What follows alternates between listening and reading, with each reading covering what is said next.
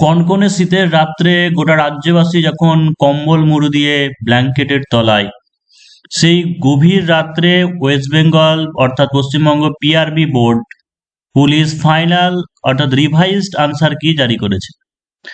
তো দেখে নাও যে যে চেঞ্জেস গুলো হয়েছে, অর্থাৎ 1 নম্বর যে কোশ্চেনটা, এটা নিয়ে তর্ক বিতর্ক ছিল। 1 নম্বর প্রশ্নের আনসারটা চেঞ্জ করে দেওয়া হয়েছে।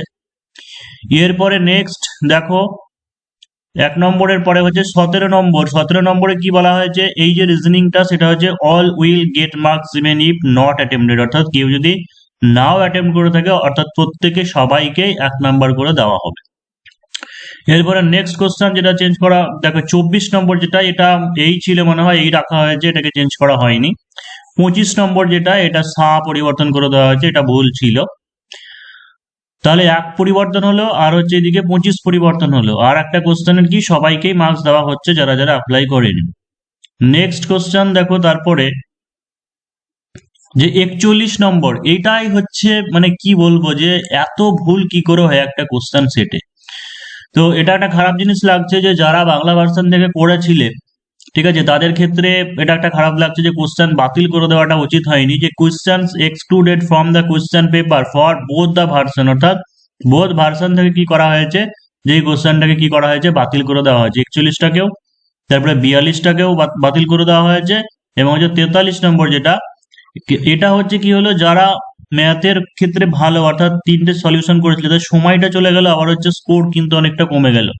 এটা অবশ্যই একটা না ইনসাফি, যে question excluded from the question paper both version, এটাও হচ্ছে কি যে বাদ করে দেওয়া হয়েছে। 41, 42, 43, তাহলে 3টে বাদ চলে গেল। আর এরপর হচ্ছে next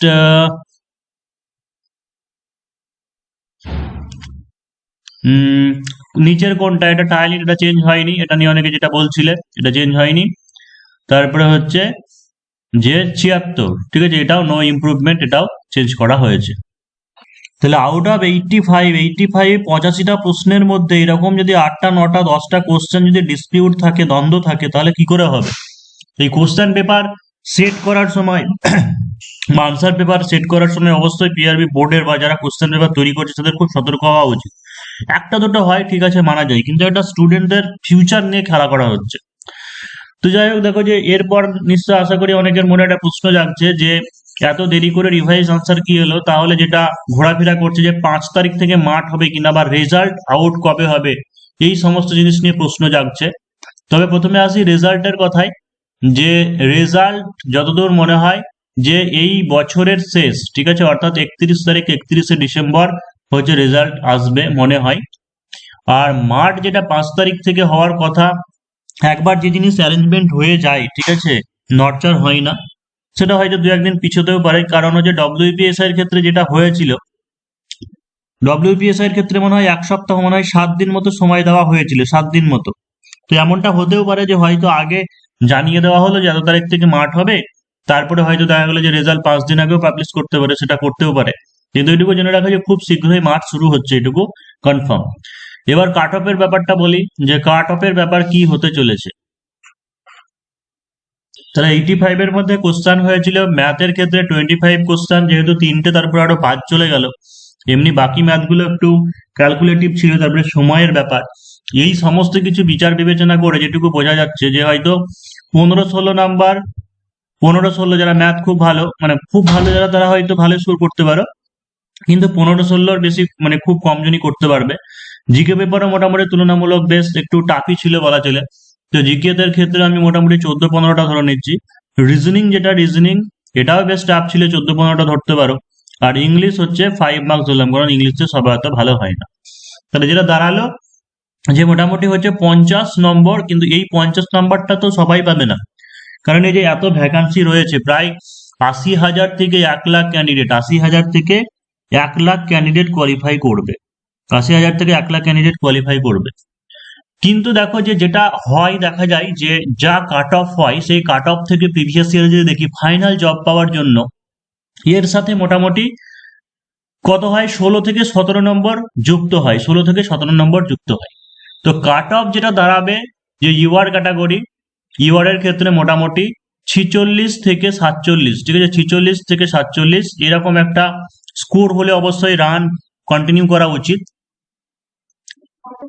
OBC A OBC B মোটামুটি আরো 3-4 নম্বর করে কম ধরে নাও, অর্থাৎ 42, 43 বা 43, 44। এসটির ক্ষেত্রে মোটামুটি 40-এর আশেপাশে। এসটি হচ্ছে মোটামুটি 37, 38। ইডব্লিউএস অনেক কাট অফ কম হতে পারে, লেস দ্যান 30 হতে পারে, 22-25 হয়ে যেতে পারে ইডব্লিউএস। এবং যারা ফিমেল ক্যাটাগরি যা আছে 4-5 নম্বর করে কমিয়ে নাও, অর্থাৎ ইউআর মোটামুটি 41-42 হয়ে যাওয়ার সম্ভাবনা। ওবিসি এ বি যেটা সেটা হচ্ছে 35-36 হয়ে যেতে পারে। এসসি ক্যান্ডিডেট 32-33 হতে পারে। এসটি ক্যান্ডিডেট আরো কম হতে পারে, প্রায় 30 হতে পারে। ইডব্লিউএস আরো কম হতে পারে। তো এই হচ্ছে মনে হয়েছে আমার যেটা ব্যাপার অ্যানালিসিস করে। এর আগে ফার্স্ট ভিডিও যেটা হয়েছিল সেখানে আমি মোটামুটি 50 কাট অফ অবশ্যই বলেছিলাম, হ্যাঁ 50 বলেছিলাম কাট অফ। তো দেখো যে এখন যে ব্যাপারটা হলো, 3টে কোশ্চেন যেহেতু ওরা বাতিল করে দেওয়া হলো, তো এই 3 মার্কস তো অনেকেই ধরছিলে, মানে পাচ্ছিলে। তো মোটামুটি এরকমই 46-47 কাট অফ হতে পারে। কিন্তু দেখো সিএফ জন্য থাকার জন্য, অর্থাৎ ফাইনাল চাকরিটা পাওয়ার জন্য কিন্তু 50+ স্কোর থাকতে হবে। ফাইনাল চাকরিটা পাওয়ার জন্য 50+ স্কোর থাকা উচিত। মানে আমি ধরে নিই যদি 46 যদি কাট অফ হয়, 46-এ যদি কাট অফ হয়, তাহলে এর পরে জেনারেল ক্যাটাগরি এর আগের বছরের প্রিভিয়াস ইয়ারে কি হয়েছিল, 17 নম্বর ইনক্রিজ হয়েছিল, বা 16 নম্বরে যদি ইনক্রিজ হয় তাহলে কত দাঁড়াচ্ছে, যে 62, অর্থাৎ ফাইনাল চাকরি পেতে গেলে 62 নম্বর পেতে হবে। এবার একটা ক্যান্ডিডেট মোটামুটি অ্যাভারেজ মার্কস যদি আমি ধরে নিই, ইন্টারভিউতে 7 থেকে 8 নাম্বার পাবে, তাহলে জেনারেল কি করতে হচ্ছে, 54 থেকে 55 নম্বর তাকে স্কোর থাকতে হচ্ছে, তবে সে চাকরিটা ফাইনাল চাকরিটা পাবে। আবার এমন অনেক ক্যান্ডিডেট আছে যারা ইন্টারভিউ 3-4 পায়, 3-4 পায়, এরকম ইন্টারভিউ আছে, মানে ক্যান্ডিডেটও আছে, তাদের ক্ষেত্রে একটু বেশি পেতে হবে। তো এতটুকুই, যে অবশ্য জোর কদমে সবাই মাঠ প্রিপারেশন করো, যে ডেট বা যেটা ভাইরাল হয়েছে সেই ডেটেই মাঠ হয়ে যাওয়ার কথা, বাকিটা সময় বলবে। আর যারা এসআই এর যাদের পরীক্ষা রয়েছে বা ক্লার্কশিপের পরীক্ষা রয়েছে, তোমাদেরকে অল দ্য বেস্ট। এবং আজকে বা কালকে দেখি কি করা যায়, যদি ডিসক্রিপটিভ বা কিছু টিপস দেওয়া যায় অবশ্যই তোমাদেরকে দেওয়ার চেষ্টা করব।